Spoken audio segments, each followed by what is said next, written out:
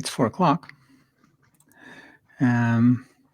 Look at this. 9:00 here. See how this has just changed to Gwen is the first guest in the Coachdotme to Lead show. It's all in the preparation. Look at that. It is just a beautiful tool. So we are here with the first LinkedIn live show today for Coachdotme, what we call the Coach Me to Lead show. So I'm very curious how this is going. Like I said on LinkedIn before, it's like an oh shit moment. I'm really excited and curious because I'm doing this with you, Gwen, Riedl, my friend, but also really scared that I have no clue how this is going to end up on LinkedIn Live. But, how wrong can it go? Right? That's right. I probably won't die. So, no. So, welcome if you join on LinkedIn Live, and welcome to you, Gwen, Riedl. Thank you. And Thanks. I am really looking forward to this. And if you have questions for Gwen, just do it in the comment sections on LinkedIn. That's the only place we're just showing this live right now. And also, if you like what we're talking about, just click the like so more people see this. That's why we, of course, also prefer to do this to make it spread. And I want to talk to you, Gwen, about leadership and, well, of course, also the combination with coaching through habits. So I'm curious to learn from you. Who is the person you coach mostly in business?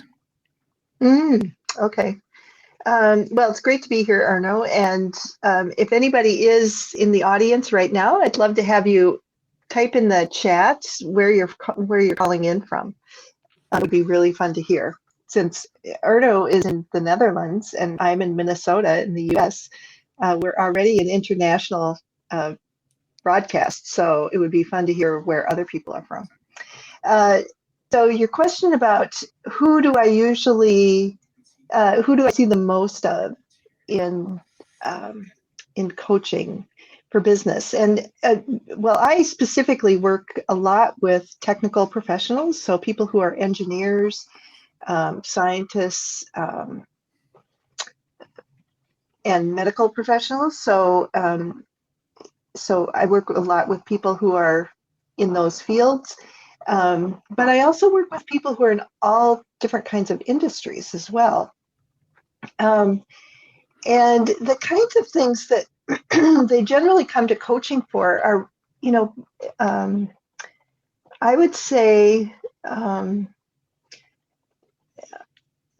simple. They sound simple, but they're the things that we all struggle with. And a lot of times I work with people after using an assessment. So I commonly use the DISC assessment. And so we find out what their DISC style is and then hone in on what their particular challenge is around that. So the kinds of habits that we work on are things like making decisions more quickly. If you're someone who is a slower paced person who needs a lot of time to think, sometimes it's helpful to be quicker on your feet. For someone who's really extroverted, sometimes slowing down and listening to others and not being the first one to speak in a group is a habit to work on. Or for others who are quieter, speaking up more quickly and having the courage to say something in a meeting when you're not exactly sure what you want to say. So all of these things are challenges that we all have, but they can have a big impact on your career. So we work on those little things and then grow from there. And some of these things have to do with self-regulation, but there's also more nuanced things like gee, I'm getting feedback that I'm not connecting really well with people. And then we try to figure out what it is. And for instance, one fellow I had, we honed in on a tilt of his head that it was sort of a manner of speaking and a tilt of his head that kind of gave the impression he was talking down to others. And, really subtle thing.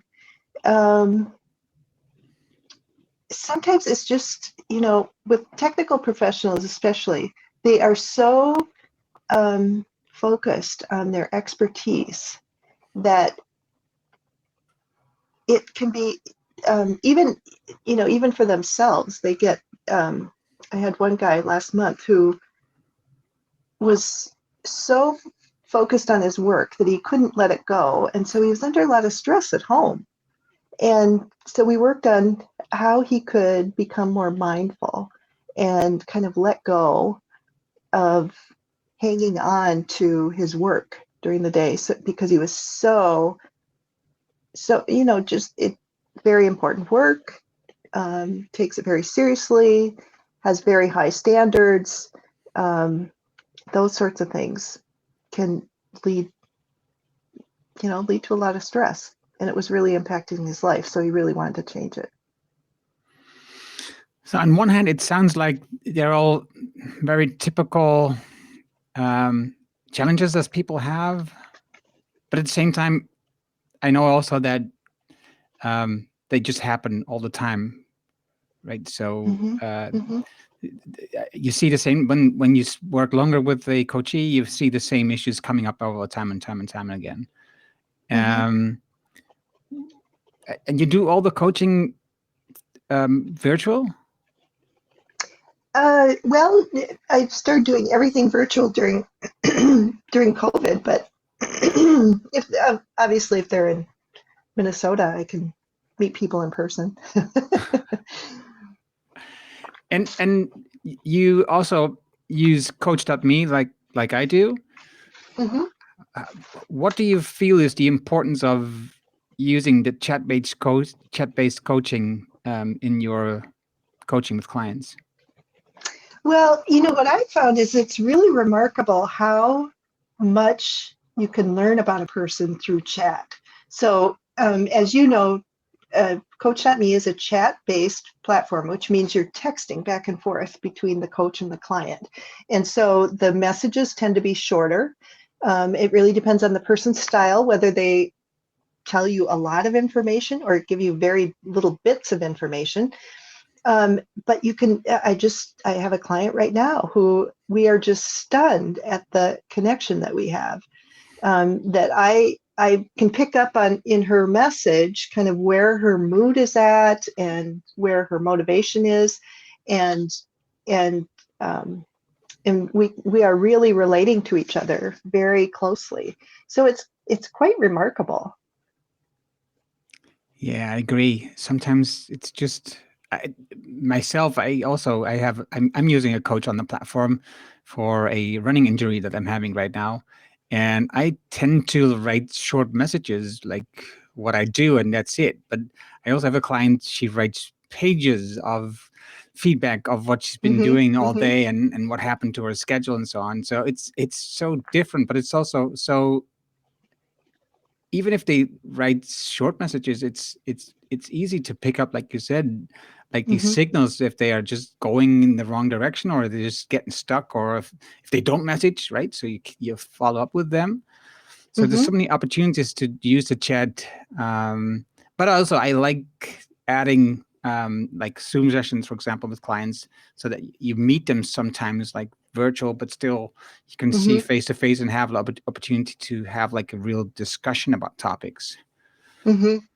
Yeah.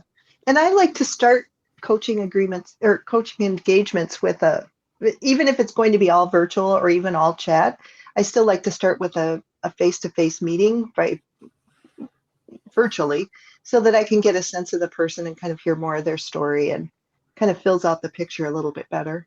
Yeah, I agree. It helps me to determine what the coaching goal is, what their goals are, Mm-hmm. and you Mm-hmm. can make it easier to start getting a feel of their direction, what they want to do. Yeah. Mm-hmm. Mm-hmm. And what I understand, you also coach like teams in companies. How does that work for you in, between the people in those teams when you coach them? Does it help you when you see like different aspects of the company through these different people? Yes. So I do, intact team coaching, or, team building, some people might call it. But we also have this new product on Coachdotme that is group coaching. And, and that's where we work with, for instance, a team of leaders who may be leaders across an organization who um, come together and do this chat-based group coaching. So we're expanding the one-on-one coaching to groups. And for instance, right now I'm working with a team of leaders who are in a company that has many different businesses. And so they all do very different things, but they're going through this process together. And so the modules are set up for 4 weeks at a time, and the habit that we're working on is working on something to develop your leadership every single day, because habits, for people come into coaching and they want to change a lot of things right away, like I want to do this and this and this and this and this, and we have to narrow it down because we have, our eyes are bigger than our stomachs sometimes. And so so with this group coaching program, especially the leadership coaching, what we're calling LXO, it's a series of modules, and each module is 4 weeks, and there's 5 exercises a week. So each day there's a very short exercise that's 15 to 30 minutes, takes no longer than 30 minutes to do. And each of the exercises leads up to a result or a deliverable by the end of the week. And it has to, the exercises, for instance, the first module is called Coaching the Play, and all based on sports metaphors. And so this is setting your team up for success, this particular module. And the first week is focused on identifying all your projects that you and your team have on your plate. And I am surprised to find out that many people don't have these projects written down. They don't have a place where they're managing that. It's all in their head. And what a relief by the end of the week to have captured everything that's in your head and have it down so that you can start prioritizing, you can start delegating, you can start doing all sorts of things with it that relieve your own stress as a leader, and you start building other leaders within your team. Mm-hmm. At the bottom of the screen, I've also put the URL where you can go to the program you just talked about. I can actually just great, thank you. Do this, and you can see the page where it is. So Yes, if you go to this link, then you see the page where it is, and you see our friend Kendra. She explains in this video about the course and about you. So this is a great way to look at this idea that you just mentioned. And you talk about these minor habits that you're coaching, like writing down these projects, but why is it so important to focus on these minor actions, these small actions? Oh, Not wow. minor, small. Well, yeah, small. Well, because it's what we do every day that that makes up our life. You know, what I eat every day it leads to whether or not I'm going to be the weight I want to be. And so that's probably the easiest example to relate to. That, or exercise. what you do every day becomes you don't have to think about it anymore. It just becomes a natural part of your everyday. We use in Coachdotme, we use a lot of the technology around habit forming. So choosing a really small, very, very small behavior that you can do that you can be successful every day and build from there so that it becomes natural and it feels like no effort. So we're working on all the ways that we can build habits successfully. And I get that. I'm all into habits, so it sounds very normal to me. But I can also understand if you are like in a leadership role and you think, how can a leadership be like a habit? What habit do I need to become a better leader? Do you have like examples? Well, that's a really good thing to bring up, Erno, because a lot of people, like when I teach a class, people think that I'm going to teach them the right way to be a leader. There's no right way to be a leader. It's a matter of getting to know yourself and to understand that other people see the world differently, and then honing in on your specific situation and finding out where are barriers to you connecting to people. What are the behaviors that you do that might be getting in the way of you having the impact you want to have? And it may be really subtle. So it can be really tiny things. Like that. How's that for a non-specific answer? Yeah, but if like you mentioned just before, the guy that tilted his head. Yeah. But how do you pay it? Because habits are so ingrained into a system. So we talk about good habits, bad habits, for example, the book, which is an interesting book, Good Habits, Bad Habits, by the way. But if you have like a bad habit like that, it's very difficult to change that behavior because it's like a habit and you do it automatically. You are not aware that you are doing it in the moment. How can you help them to change like habits that don't function as a leader, for example? Yeah. Well, we try to get feedback from others to get a sense of what it might be. I watch the person. In this particular case, this was somebody that I was on video chat with, so I could see the person and observe them and pick up on the nuances. And even though it might not be something that bothers me, it's something that, I'm like, well, I think that might be perceived as being condescending, the way you just said that. Like, sometimes the way people say things or their, could be the lilt of their voice or something. And, coaching is a safe space to be able to talk about those things with someone.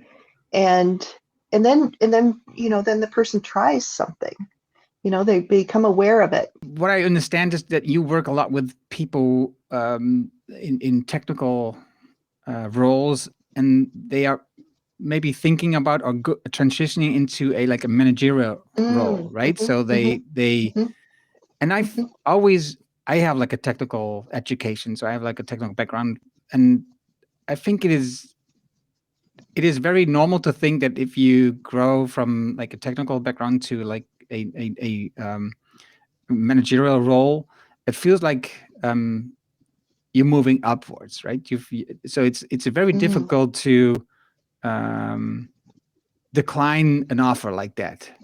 But I also think that there's a lot of technical people who are just happier in their technical role. How do you see that? What do you notice that? Well, I do think it's a fascinating thing. One thing I learned from I spent 15 years working in a hospital, and one thing I learned about physicians is that they don't see it as a hierarchical. Management is not a move up to them. It's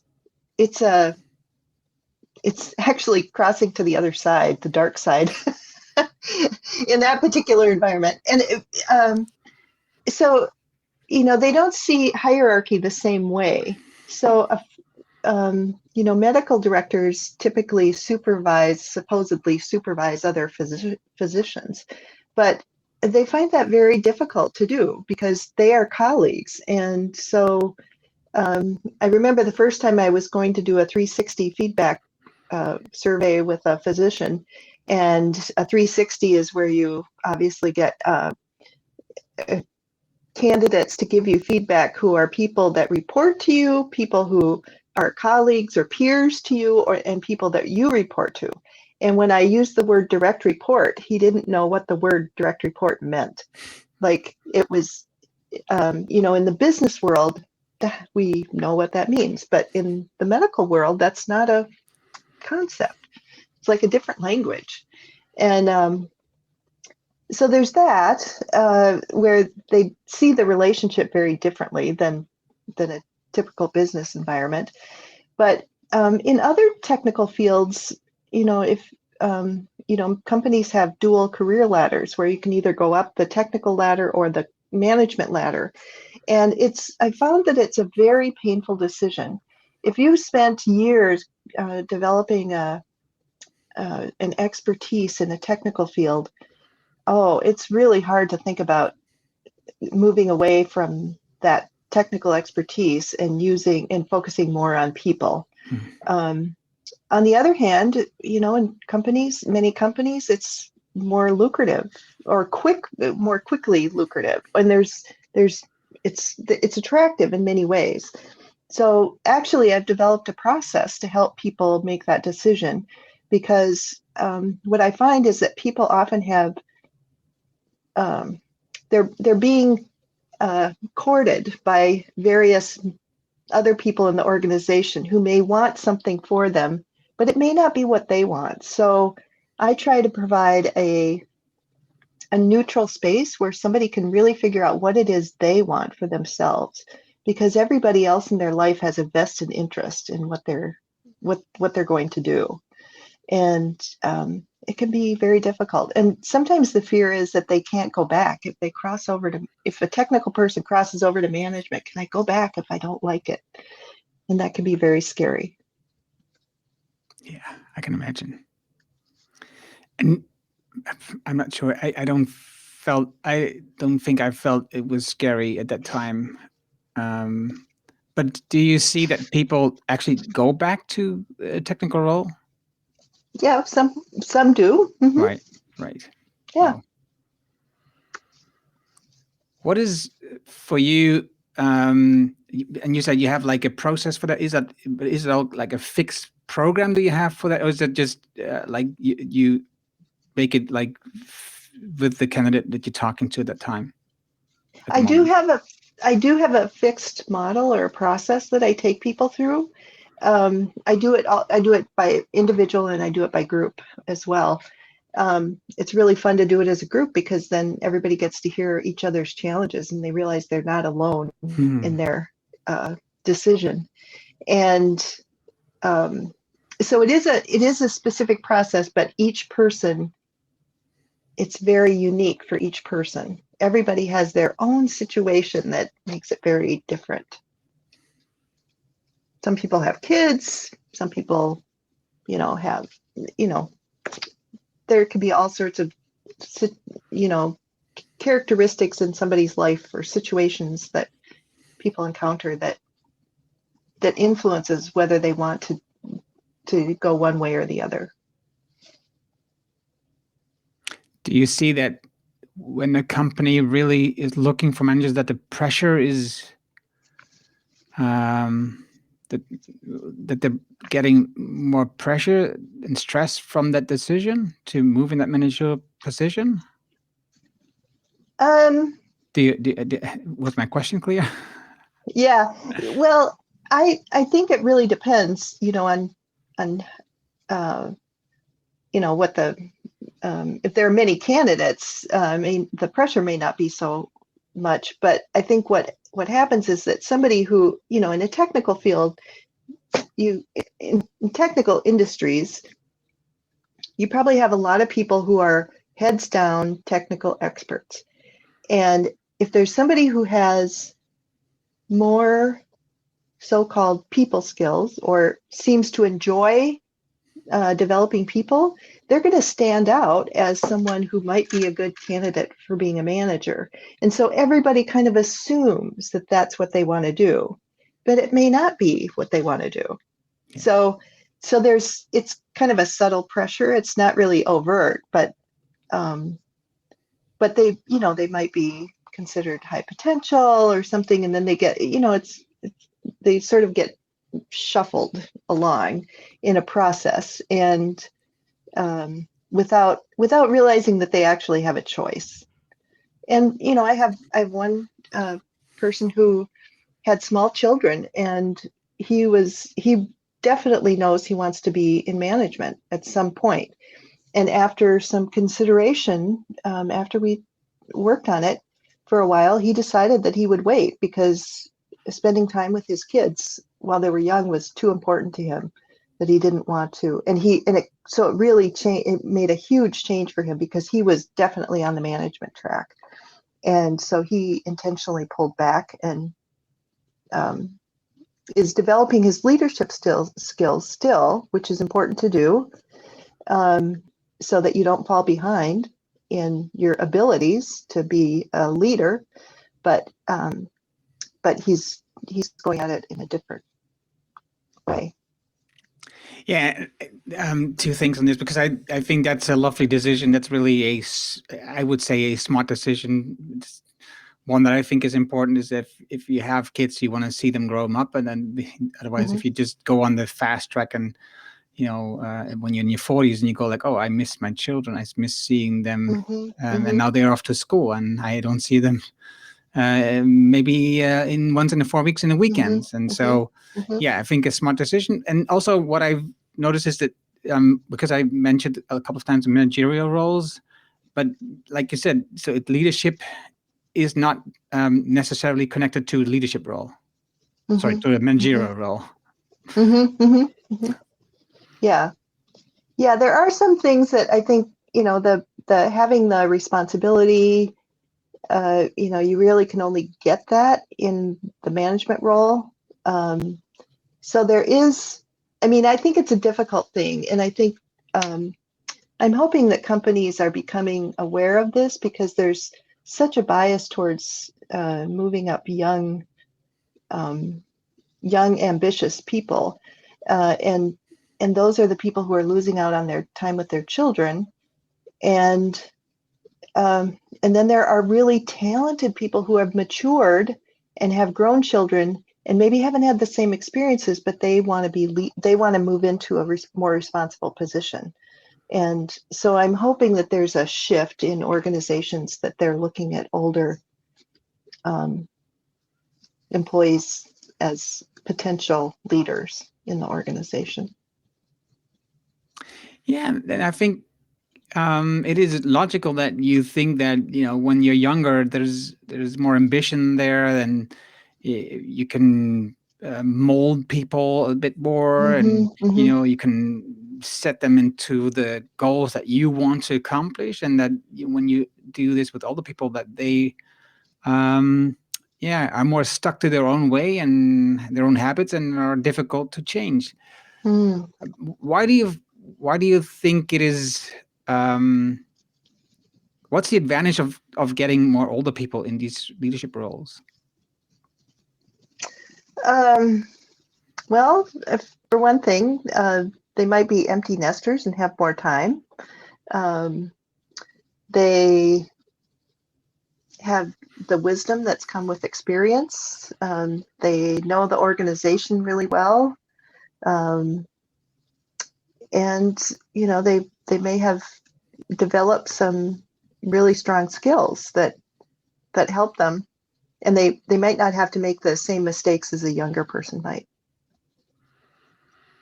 Do you see a change over time, because you've been doing this for quite some time now, in the number of females getting into this role? Yeah, Women. yeah, women. Uh, yes, I do see more, in the technical fields that where I see people, um, and more women in general in management roles. Um, but but there still is a bias where women still feel like they're not heard. And so when I coach individuals, women, it's a lot about showing up and stepping into your power and being heard. Especially in technical fields, it's quite difficult. Why do you think that is in technical fields special? Um, well, I haven't looked at the research, but my guess is that, or I haven't looked at a lot of the research, but you know, um, feminine leadership is softer, not as. I guess I have looked at the research around it, and men tend to be, uh, how do I say it, more forthcoming or just assume that they can say something, whereas women might be a little more hold back more, and it really does become a barrier to, they and that they're softer spoken. I mean, these are not stereotypes. These are realities and especially there are so many women that are from other countries for whom English is a second language, and so that makes it even more difficult. Um, when someone has an accent or might be difficult to understand, that makes it even more difficult. Mm-hmm. I believe that, and I think you can see it a little bit in the international leadership roles that are very visible, like um, prime ministers from countries, for example, right? Mm-hmm. So there's like we know the familiar people like Jacinda from New Zealand, but there's people from Sweden, the Scandinavian countries here in Europe. There's a lot of female in positions over there, and they tend to do well. There's obviously research there, which is really cool because companies who have female women in leadership roles, they tend to do like 40% better on sales and on growth of Mm-hmm. their Mm-hmm. value, of the company value. Mm-hmm. And so, do you see that the C level understands it and tries to get more women into leadership roles? I think it's rare that there's that sort of awareness.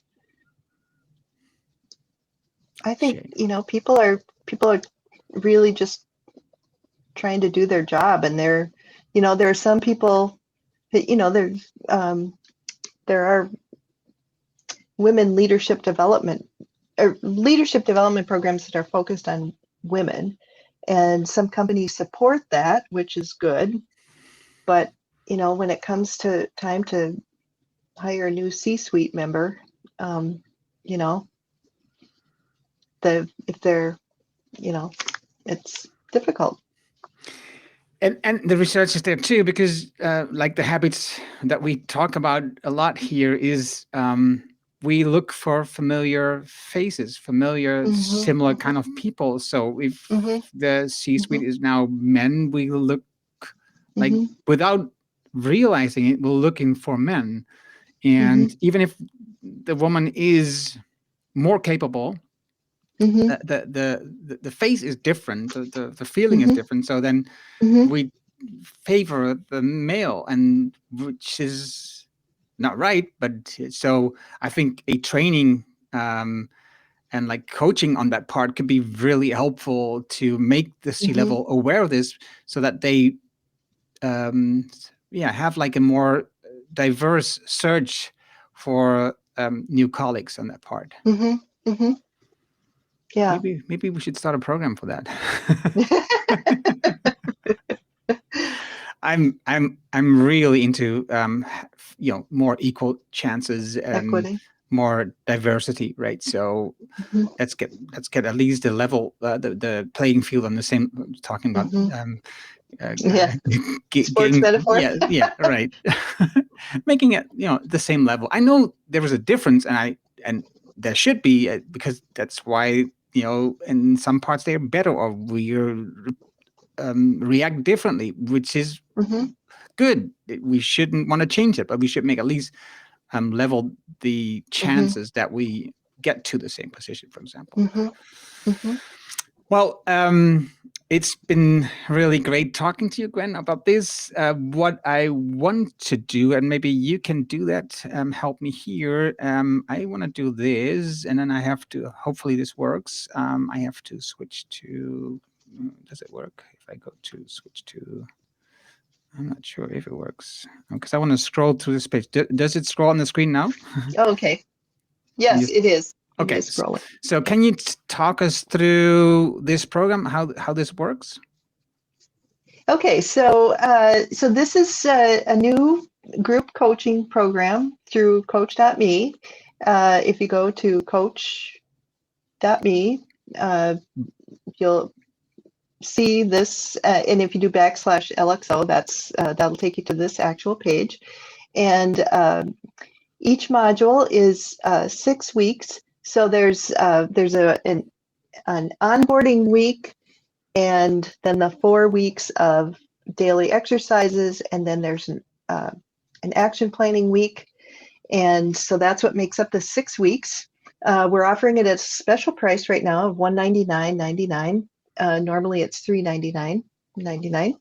And we take you through the calling the play module, and each week has a different focus, and the it's ideally for, it's really for new leaders, people who are new to a leadership role and maybe don't know how to set up their team, like what meetings should we be having, um, how can I be delegating, what should I be looking for when I delegate, that sort of thing.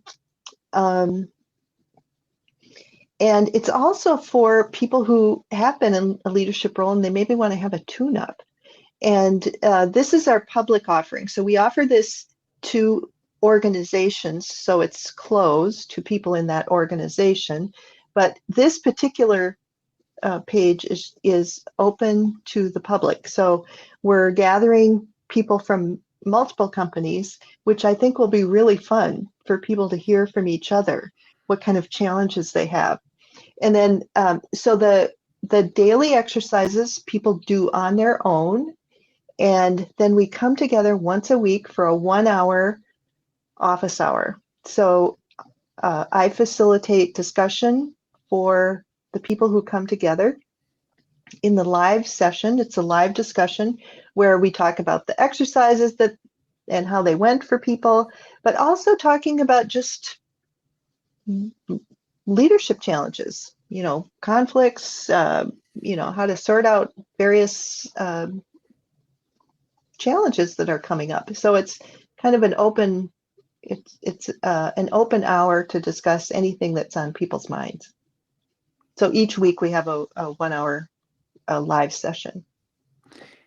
And I think that is really, because I think that is something that I've missed when I was like in my manager roles in the past, is that you have like people to talk to. Well, I did an MBA, and there I had people from in different management roles from different companies, and you do projects together, and you learn so much from how people work in other companies, what's working in their company, what's not working, and how you can maybe copy some stuff of there. So and then of course you get like feelings of acknowledgement when you talk about something that's bothering you, and they have like similar issues in their Mm-hmm. job or in their leadership role. I think that's so wonderful if you have like people to talk to about your issues, especially when you're like, for example, in a smaller company, and there's not many people you can talk about in your company about the things that you worry about. Or for example, Mm-hmm. if Yeah.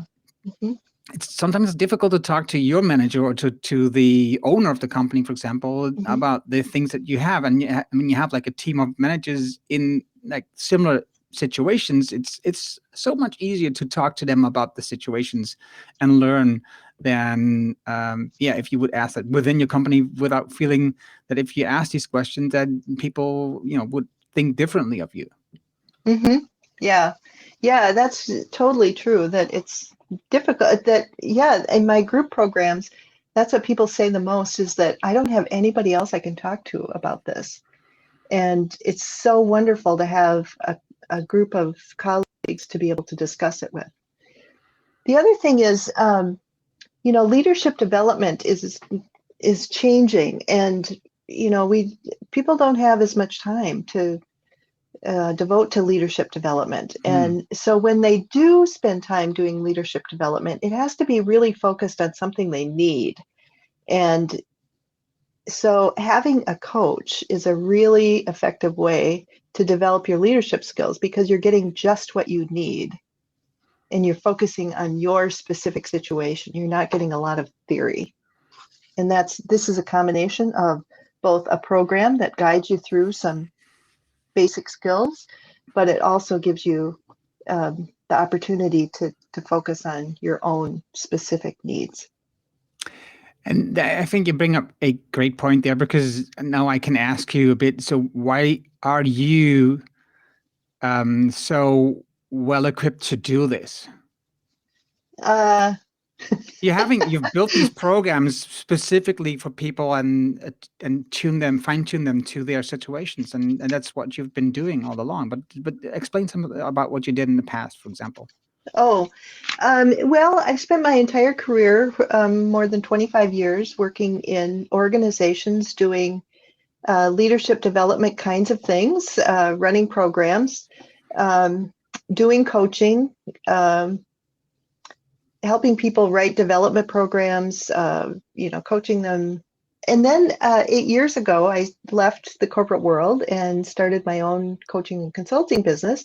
And part of that was joining Coachdotme and getting clients through Coachdotme and learning how to do this chat-based coaching, which is very unique and effective way of helping people develop themselves.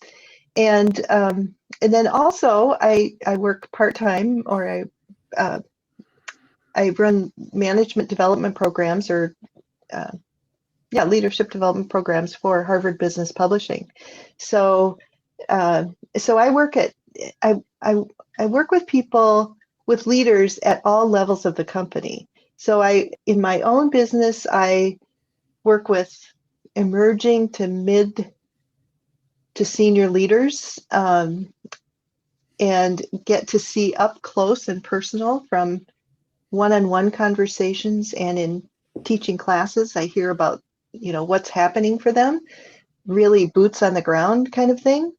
And then with the Harvard programs that I run, I see what many global companies are struggling with. I see what the big issues are. And from having access to Harvard Business Publishing, HBR, I see what the most requested kinds of topics are. So I have a lot of experience, both up close and personal, and then from a broad perspective, what is happening in the leadership development world. And the way I see it, and I think which is necessary if you want to acquire new skills or leadership habits, is that you combine teaching, so the educational part about, Mm-hmm. and then that's what you've been learning, the last 25 years or even longer, and then doing the actual work, so applying the work, so that you experience it. So that's Mm-hmm. so you learn the basics, you learn the theory, and then you practice it, and you get feedback on what you practice. So that's, I think, the Mm-hmm. fastest track to acquiring new skills and to get into new habits is that loop, right? So educational, get the basics, get the theory, and then applying it, and then Mm-hmm. Mm-hmm. getting a coach who's giving you these small hints how to improve, so that every time you get better, right? Mm-hmm. Yeah. Really important. Yeah. It is. Well, Gwen, it was a delight for me to have you as the first guest on the Coach Me to Lead Thank you, Erno. platform, and it was wonderful talking to you and to learn about your work, about your coaching. Um, well, and if you have questions, even when it's not live anymore, just go in the chat in the comments and just ask questions, and Mm-hmm. we will reply. Gwen will reply, and if you have questions about the program, and I can actually show you something. I think I could. Well, I'm not sure where it is. Where is my things? I don't know where it is. Oh, here it is. See, I can actually show this. Oh, wow. So if you want to start this Cool. program, I'm gonna try and that. and then it's easy to start, and like I said, we start pretty soon. And if you register now, you get it for this price, I think, which is a wonderful price to start working on this. It works. I know, isn't it amazing? So that it makes it easy for you to start. And if you have questions about the program, just send us a message, send Gwen a message, or send me a message. We love to answer and have you in the program and to help you with this when you are in the leadership role, or you're just starting a leadership role, or you are probably moving into a leadership role. We love to help you there, Mm-hmm. and we're looking forward to see you there. Thank you very much, Gwen. Thank you, Erno.